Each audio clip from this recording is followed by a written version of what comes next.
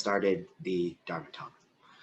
Okay, so I think the image of the boulder in the rushing stream, sitting like a rock or being heavy like a rock or any sort of image like that, I think is pretty common in the meditation world. I think we've all heard that a lot. I think it can be beneficial to add the stream in there. And I was just thinking about that this week, so I wanted to share why. When we think of ourselves, like our bodies as the rock, right? We're rooted, we're solid, we're grounded. And we think of our thoughts and our sensations and our experiences as the stream going by us, right? There's a few different things that I think are nice to think about. In one aspect, the fact that the water is always new, right? But the boulder is still the same boulder and it can sit there and be itself in a stream. When we position ourselves in something bigger, we kind of become part of the landscape, right? The mountain metaphor, that's a whole landscape we're thinking of. So when we're sitting like a boulder, we're not just being one isolated thing, we're contained in a stream. And in that stream, the water can be our thoughts, it can be whatever is popping up in our head, but it's always fresh, and yet it's always passing us by, right? We always get to encounter new water, new water, new water, and we can still deal with all these new things that come. And so some days the stream is a little dried up, right? It's a beautiful summer day. There's less water. The boulder can sit and be jostled around a little bit less. Some days it's raining and there's really quick choppy water, right? And the boulder is still there regardless, settled in its little spot.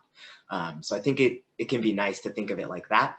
And then also when we think of what something is, often we're kind of reinforcing what it's not as well, right? Subconsciously. And so we're not a dam in a river, right?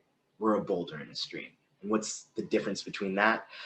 I think being a lot of folks, it can be easy to get frustrated if you're thinking of yourself as more of a dam in a river. If you're trying to obstruct and stop all your thoughts, right? If you're trying to halt everything and separate the two sides of the water, right? Because that's when you start to get into the zone of, man, why am I thinking so much? Or how do I stop this thinking? And that becomes its own attachment, right? We're coming to our practice thinking that we'll have no thoughts. We're coming with expectations for ourselves that are impossible to meet and just hard to get out of your brain. So I think it can just be frustrating to try to be a dam in a river, right? To try to stop everything. Because we don't want to ignore what's going on in our head, right? We just want to be able to see it clearly, to be able to recognize it and give it space to pass by, right? Or else it builds up on the other side. And that's when we have to, I think, deal with like layers start to build up on what we're dealing with, right? And then we have an issue and we have to unravel 10 things before we can get to the issue. And then we still have to deal with the issue itself. So I think it can be a little easier sometimes on ourselves to not feed into that instinct of squashing, right? Feed into that instinct of, this is like a dramatic comparison, but a lot of Buddhist comparisons are dramatic, but it's kind of the same instinct of dominance, right? To think that we can like squash completely our thoughts. That's feeding into the instinct that I see something I don't like and I want to wipe it away. I want to eliminate it, right? Rather than figure out how to sit with it. So I think we owe ourselves that kind of compassion, that if we directed that same thought logic to something else, we would say, oh no, why would I do that, right? If somebody was parked in my parking spot, I would not say, I'm going to eliminate this car, this car gone, let me squash it somehow.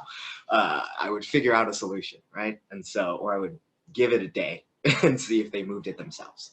So either way, I think being the boulder means also being in the stream, means also being in wherever that stream is, means being the landscape.